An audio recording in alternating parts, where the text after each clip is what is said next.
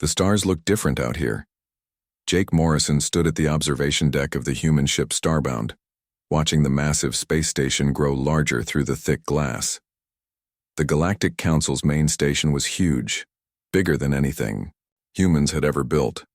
It looked like a metal city floating in space with thousands of lights blinking across its surface. Jake adjusted his black suit and straightened his tie.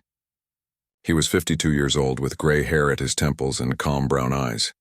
To anyone looking at him, he seemed like a normal diplomat. Nothing special, nothing dangerous. Just a man in a suit carrying a briefcase full of papers. "Ambassador Morrison, we're almost there," Captain Lisa Carter said as she walked up behind him. She was a tall woman with short blonde hair and sharp blue eyes. Her uniform was clean and pressed, like everything else on the ship.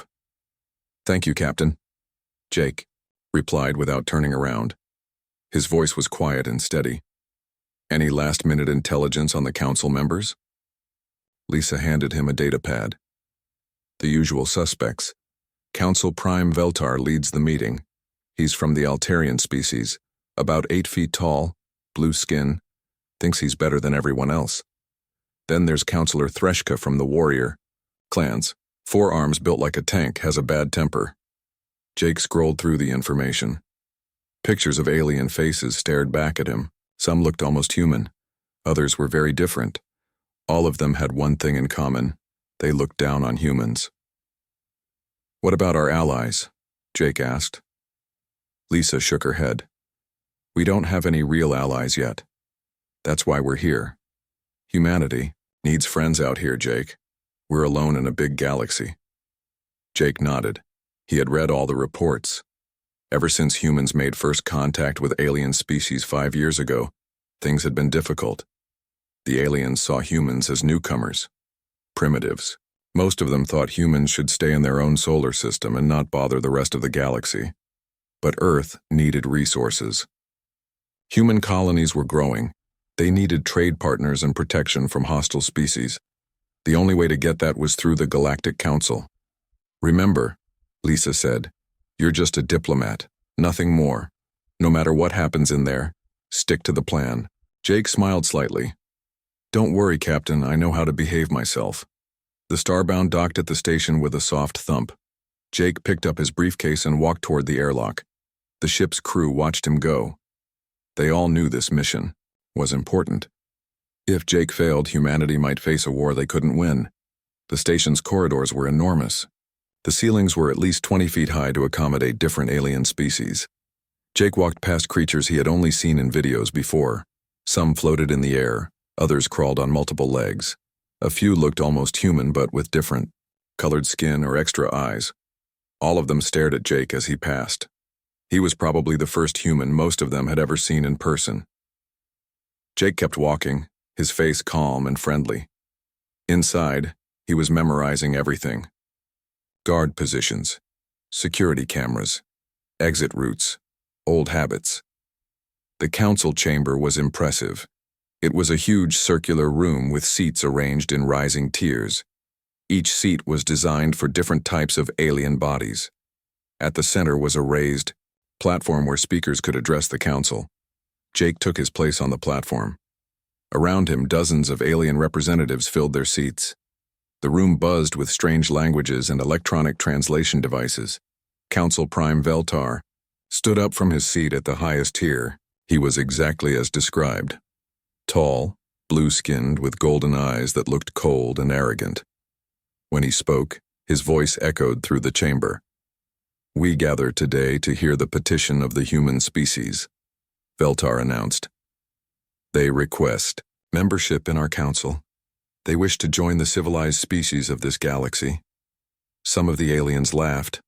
Others made sounds that might have been disapproval. Jake remained calm on the platform, waiting for his turn to speak. "Before we hear from their representative," Veltar continued, "let us remember what we know of humans. They are a young species, violent. They fight wars among themselves. They destroy their own planet. They have been in space for less than 100 years. Do such creatures deserve to sit among us?" More laughter filled the chamber. Jake felt his jaw tighten slightly, but his expression didn't change. He had expected this kind of reception. Ambassador Morrison, Veltar said, you may speak.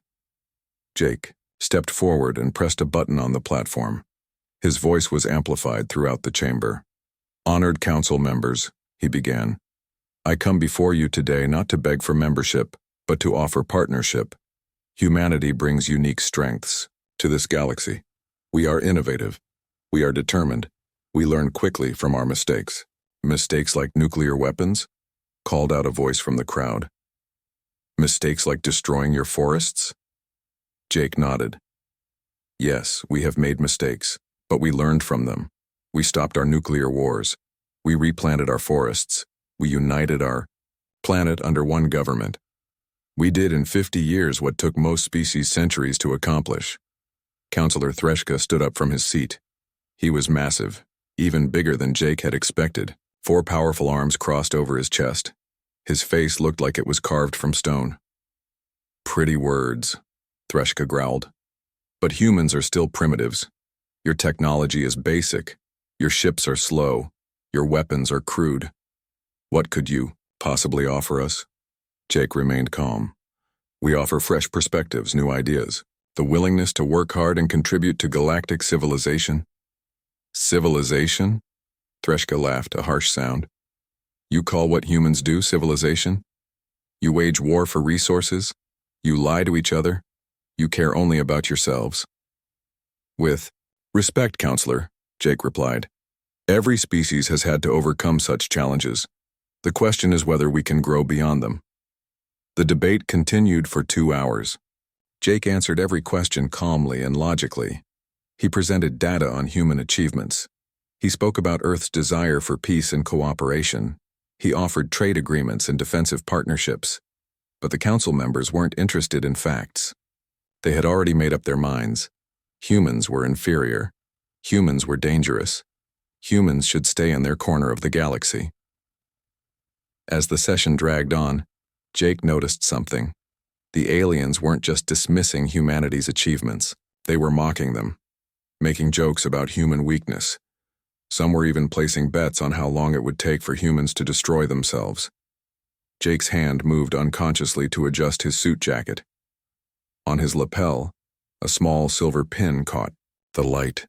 It looked like a decoration, but it was actually a recording device. Everything being said in this chamber was being transmitted back to Earth. I think we have heard enough, Council Prime Veltar finally announced.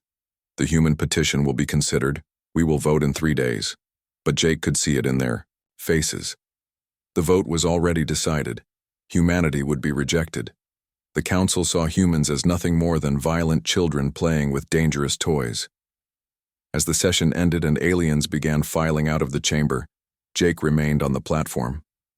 He closed his briefcase slowly and straightened his tie again. His face was calm, but his eyes were different now. Colder, more focused. Captain Carter had been right. Jake was just a diplomat. But Jake Morrison had been many things in his 52 years. And some of those things were about to become very important. The next morning, Jake returned to the council chamber. He wore the same black suit and carried the same briefcase. His gray hair was neatly combed, and his face showed no sign of yesterday's frustration. He looked like any other diplomat ready for another day of negotiations. But the mood in the chamber was different.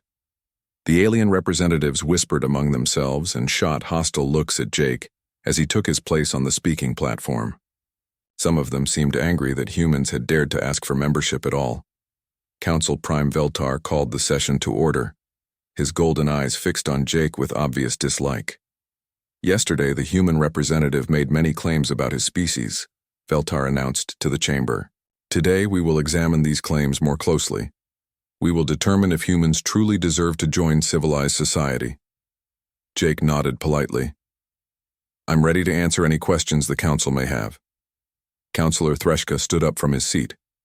The massive 4-armed alien descended the steps toward the platform, each footstep echoing through the chamber. Other council members leaned forward in their seats, sensing that something dramatic was about to happen. Questions? Threshka's voice boomed.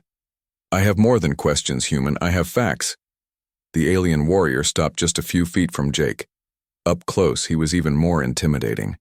Each of his 4 arms was thicker than Jake's torso. His stone-like face was scarred from old battles. His eyes burned with anger. "Your species claims to be peaceful now," Threshka continued, "but we have studied your history. We know what humans really are." Jake remained calm. "I'd be happy to discuss human history, Counselor." "Would you?" Threshka's voice grew louder. "Then let's talk about your wars. Humans have fought over 1,000 major wars in just the last millennium. You have weapons designed specifically to kill other humans. You poison your own air and water for profit."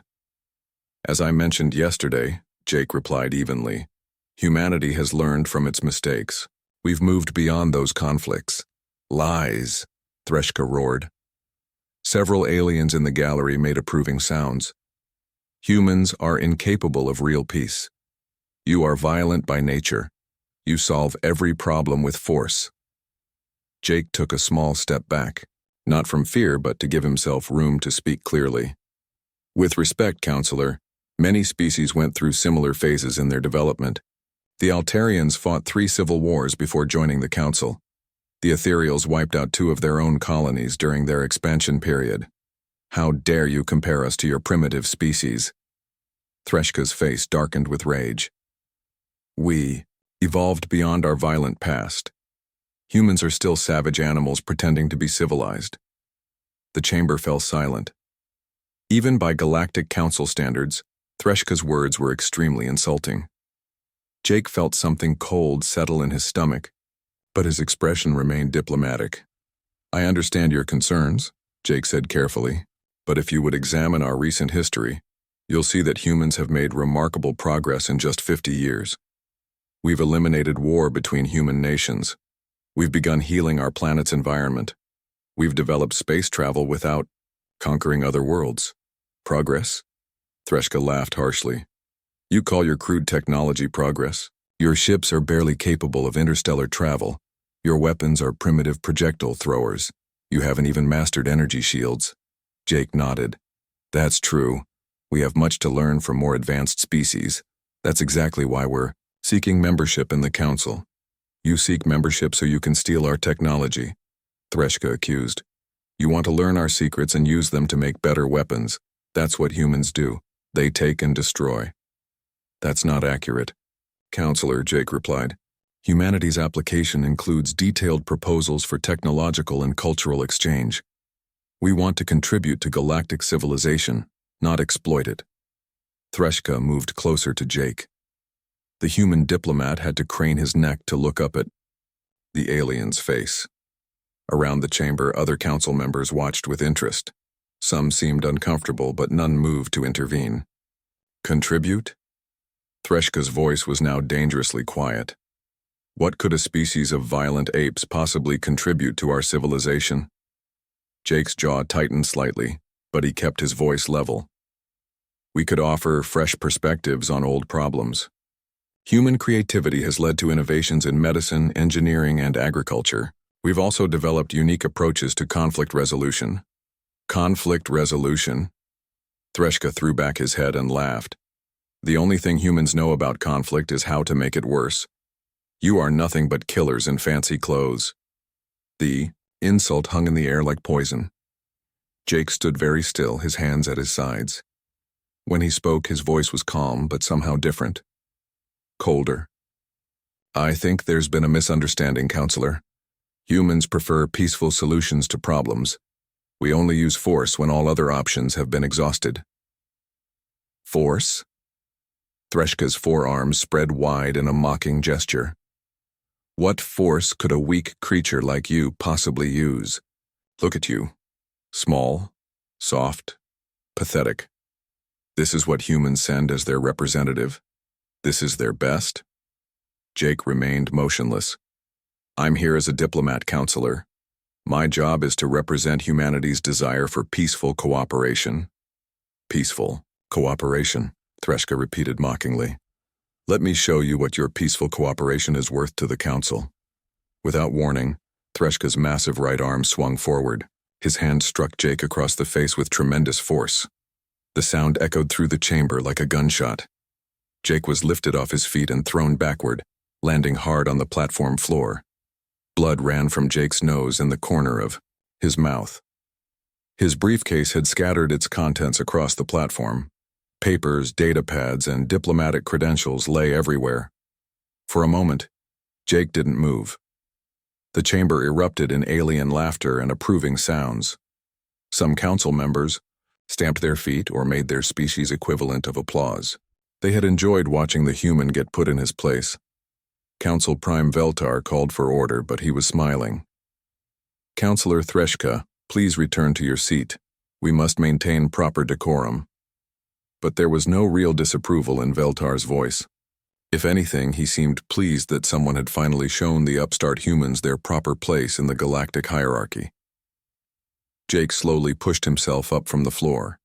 He wiped blood from his lip with the back of his hand.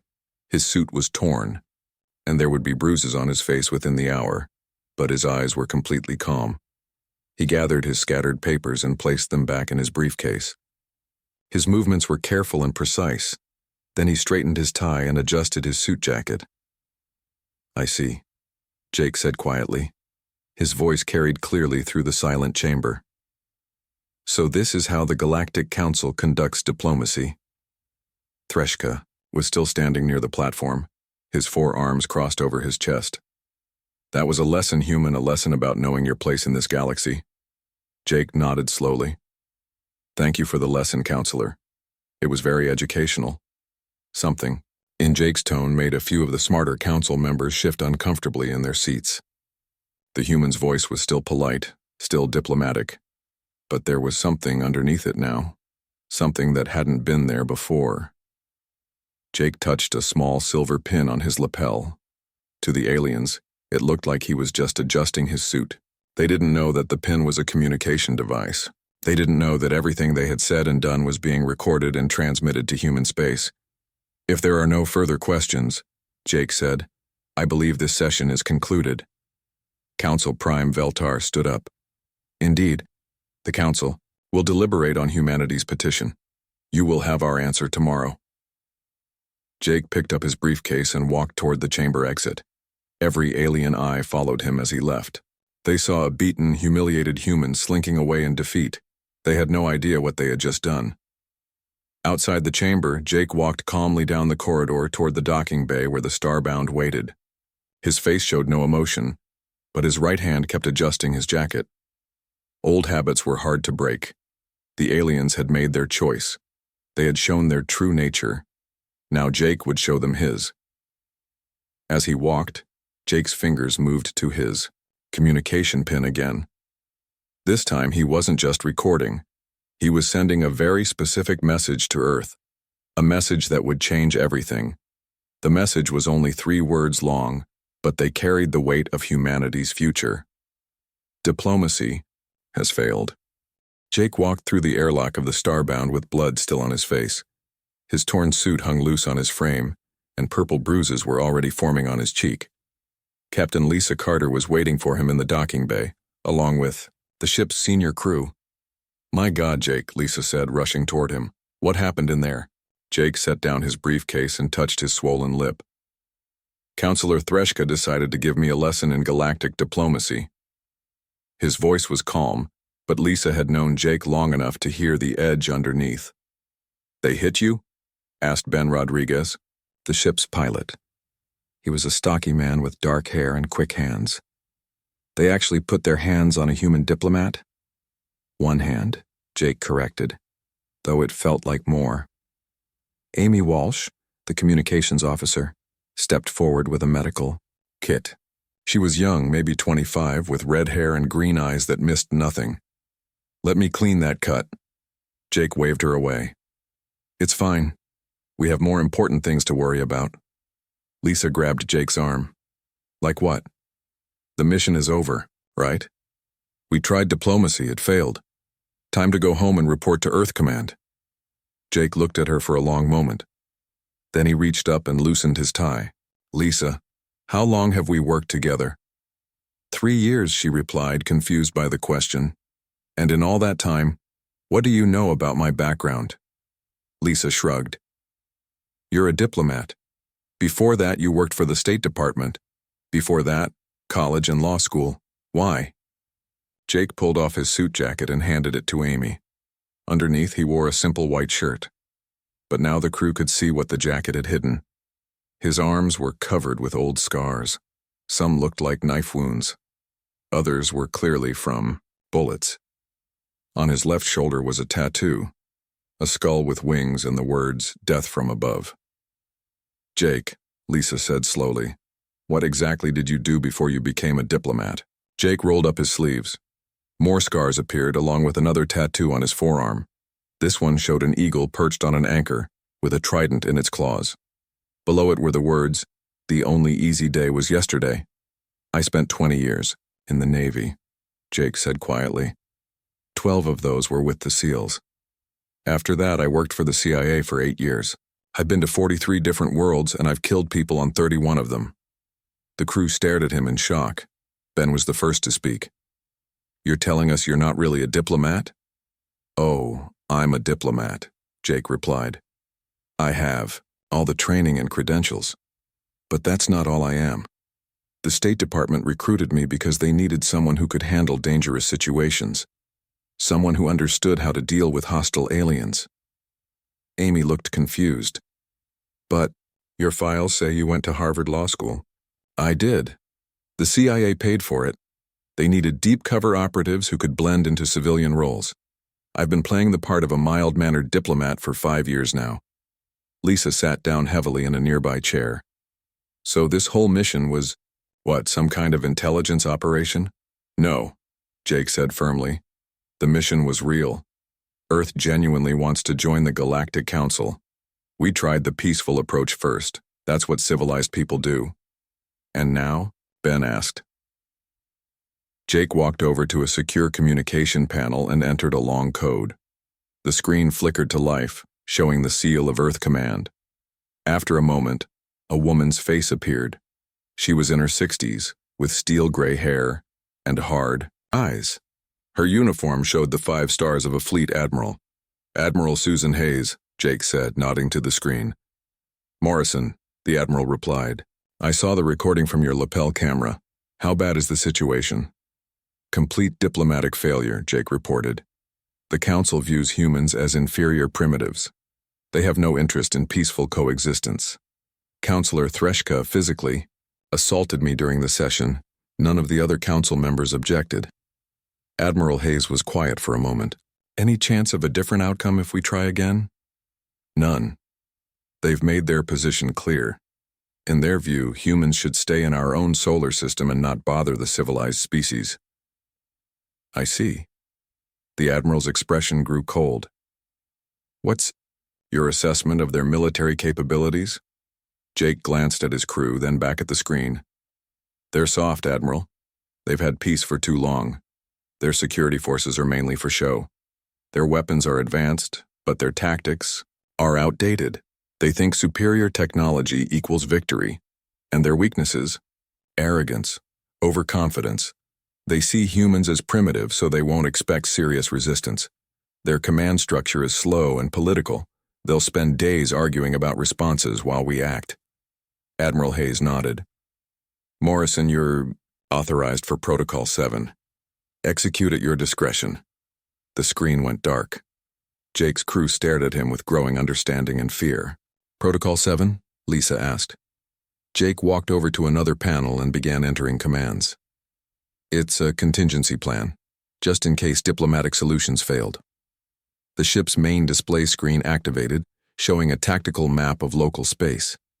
Dozens of red dots appeared around the Galactic Council station. They were moving in coordinated patterns, closing in from multiple directions. "Those are human ships," Ben said in amazement. "But I thought the Starbound was the only human vessel in this sector." "You thought wrong," Jake replied. "Ben, meet your real crewmates."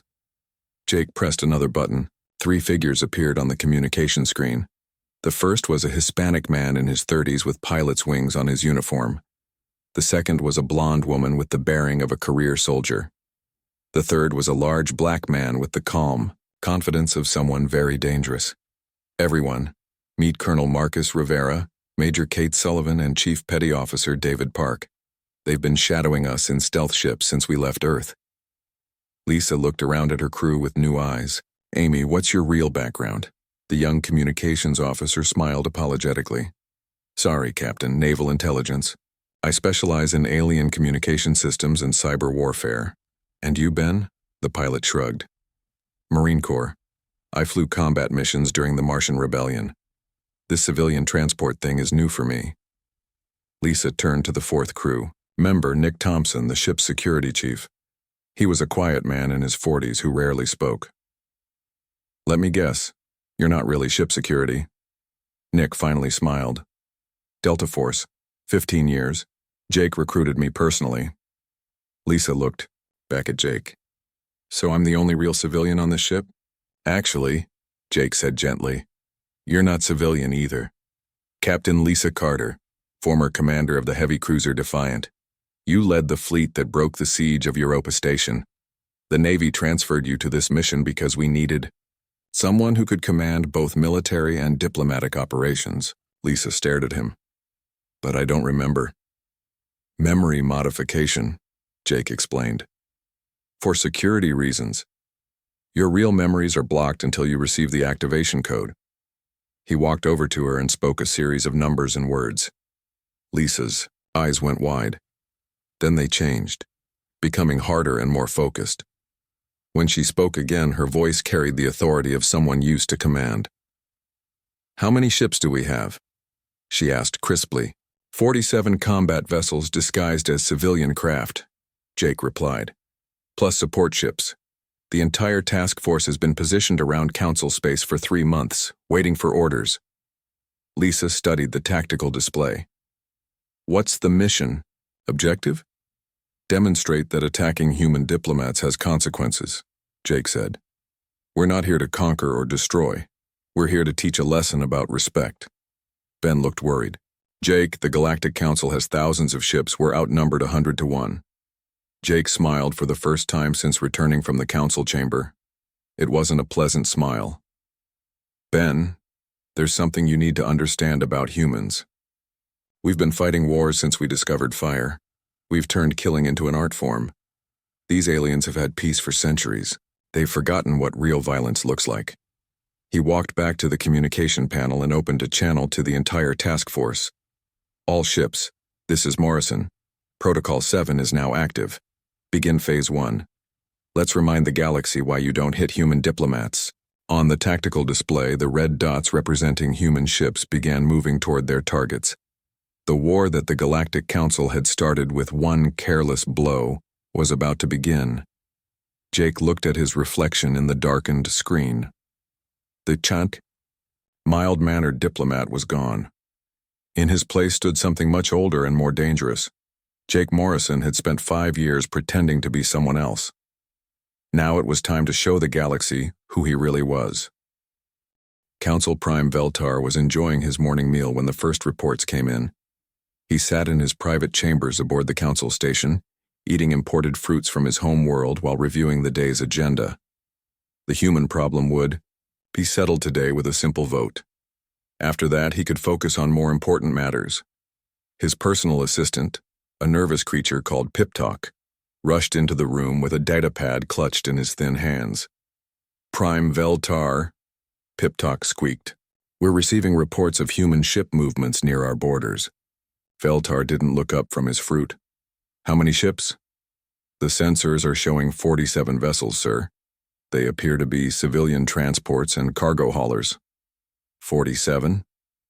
Veltar laughed. The entire human space fleet couldn't threaten a single council patrol ship. What are they planning to do? Throw cargo containers at us? Pip-Talk shifted nervously.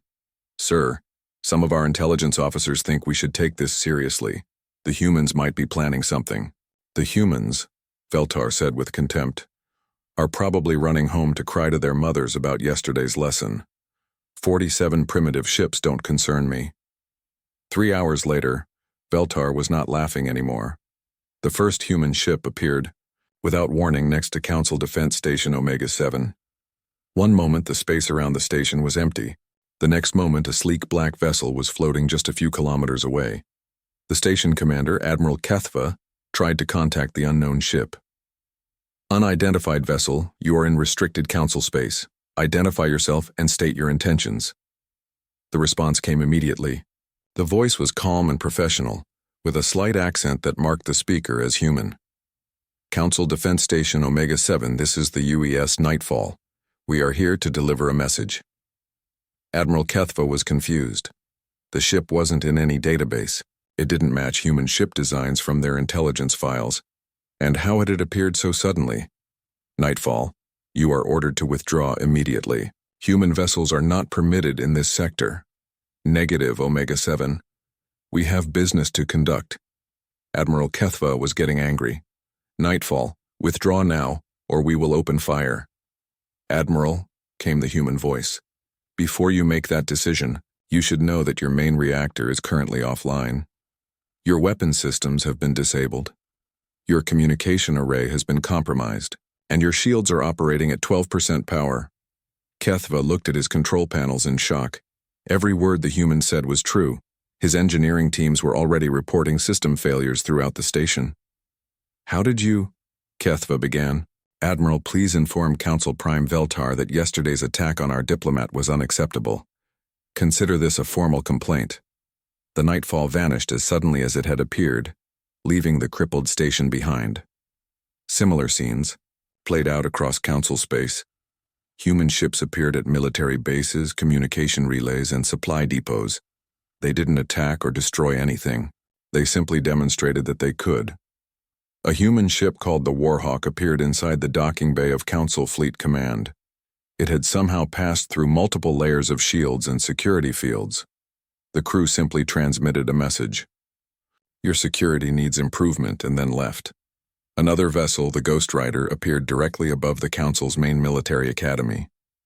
It broadcast detailed information about every student and instructor on the planet below, proving that human intelligence services had been watching them for years.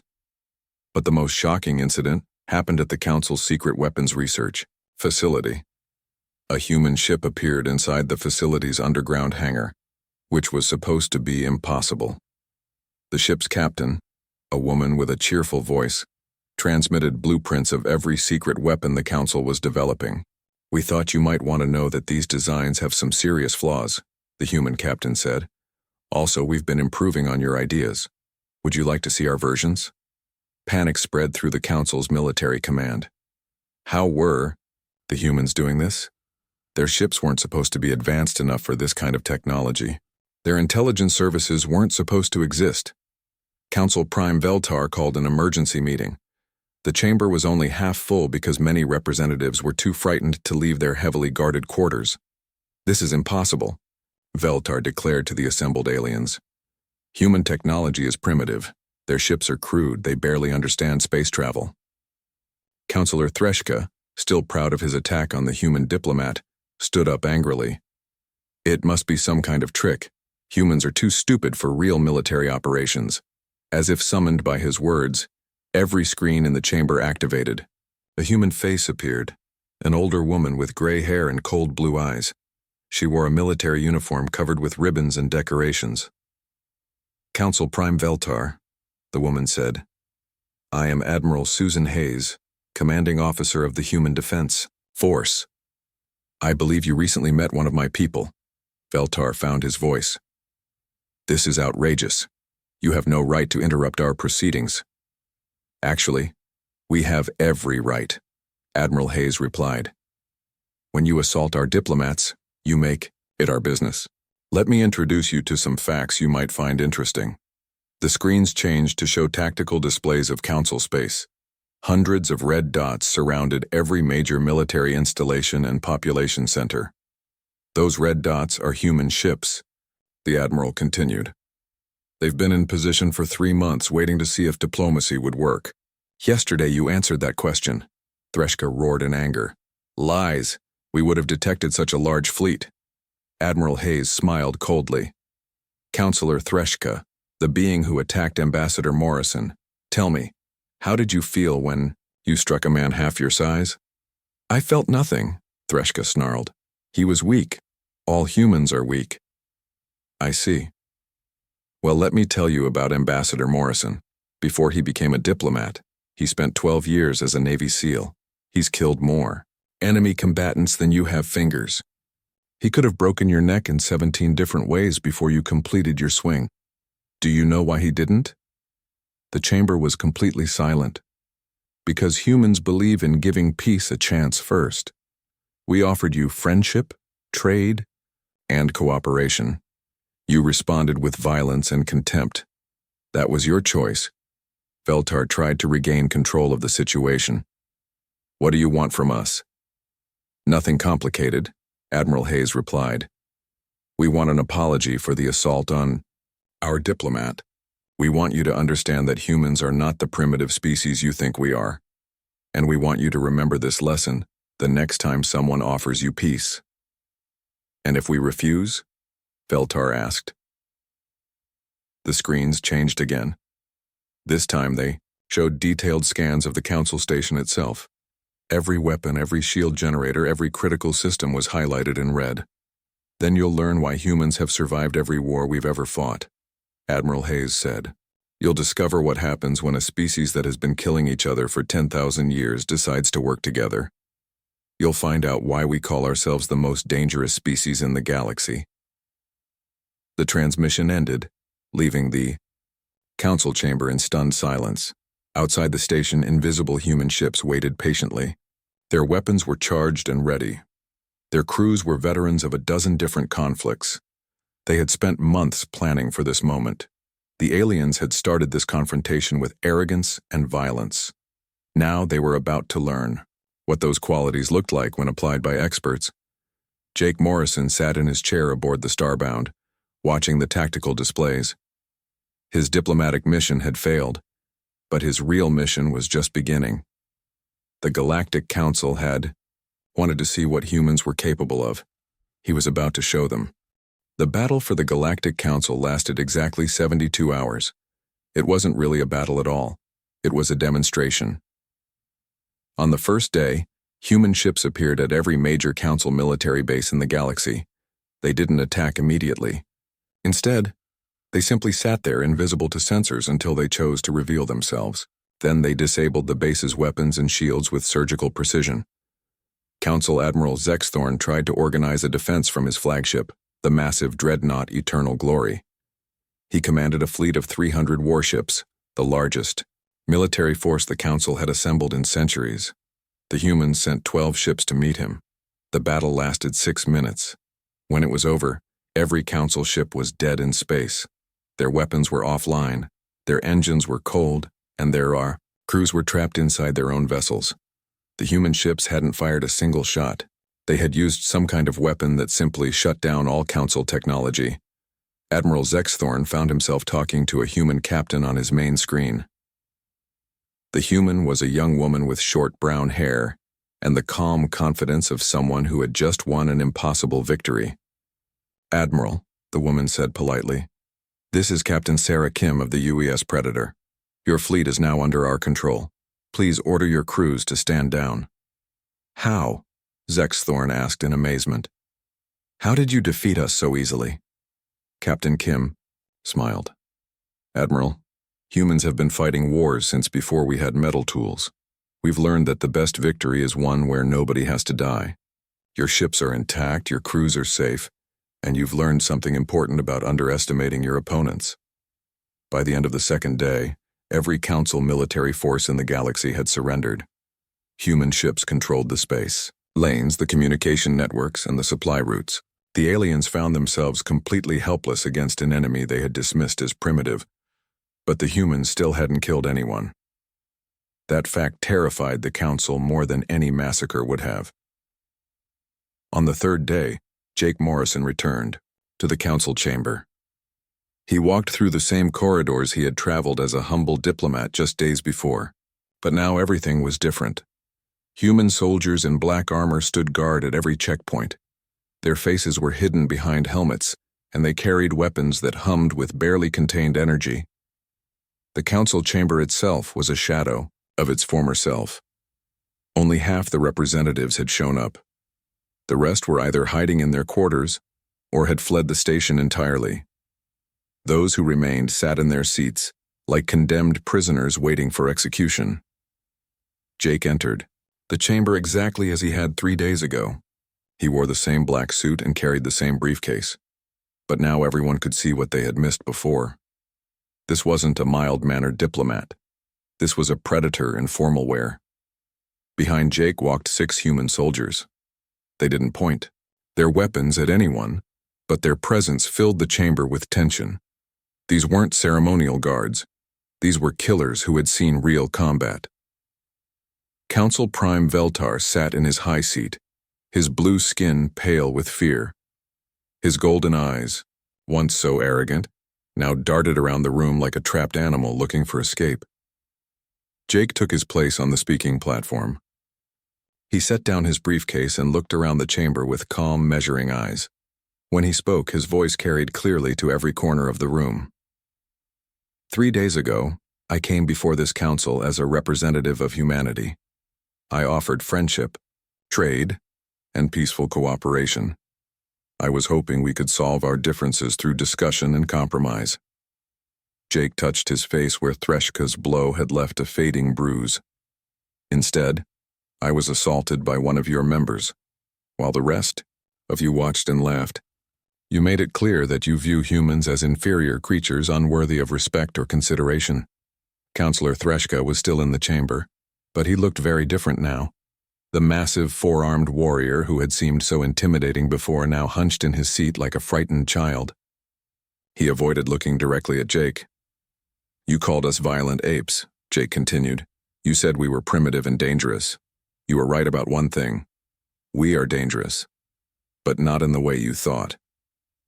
Jake walked slowly around the platform as he spoke. His movements were relaxed and casual, but every alien in the chamber could sense the coiled violence beneath his calm exterior. You see, the thing about humans is that we've been killing each other for thousands of years. We've gotten very good at it.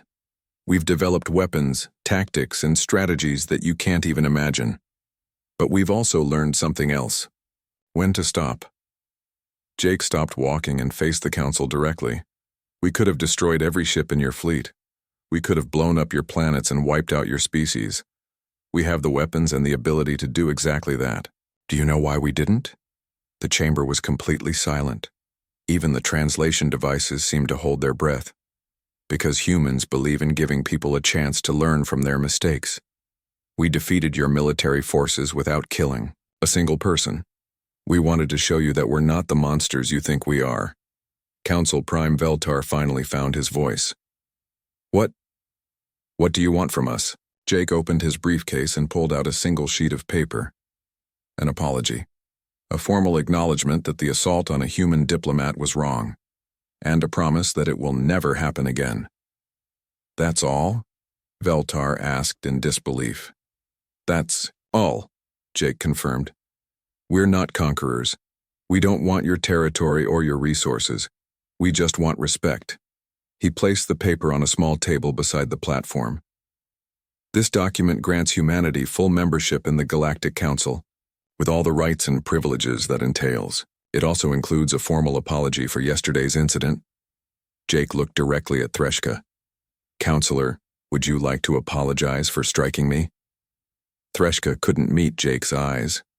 When he spoke, his voice was barely a whisper. I apologize for my actions. They were wrong and dishonorable. Thank you, Jake replied simply. Apology accepted. One by one, the council members voted to approve the document. The final tally was unanimous. Humanity was now a full member of the Galactic Council. As the session ended, a new counselor entered the chamber. She was a tall, elegant alien with silver skin and kind eyes. Her name was Zara Lynn, and she represented one of the more reasonable species in the galaxy. Ambassador Morrison, she said formally, on behalf of the Council, I welcome humanity to galactic civilization. I hope we can build a better relationship in the future. Jake smiled for the first time since entering the chamber. Thank you, Counselor Zara Lynn. I believe we can. Later that evening, Jake sat in his quarters aboard the Starbound. He had changed out of his diplomatic suit and into casual clothes. Captain Lisa Carter sat across from him, sharing a bottle of Earth whiskey. So, Lisa said, Back to the diplomatic life? Jake loosened his tie and leaned back in his chair. For now. But the galaxy knows the truth about humans now. We're not just diplomats or traders or explorers. We're also warriors when we need to. B. Think they'll test us again? Lisa asked. Jake took a sip of whiskey and smiled grimly. Probably, but next time they'll think twice before hitting the human representative. He looked out the window at the stars beyond. Somewhere out there, alien species were telling stories about the day humans revealed their true nature. About the diplomat who was actually a killer. About the species that offered peace but carried war in their back pocket. Jake Morrison had come to the Galactic Council as a man in a suit carrying a briefcase. He was leaving as something much more dangerous. A reminder that humanity's greatest strength wasn't their technology or their numbers. It was their willingness to be reasonable right up until the moment someone made the mistake of being unreasonable with them. The galaxy had learned an important lesson about humans. Sometimes the most dangerous person in the room is the one who looks completely harmless. Sometimes death really does come in a suit,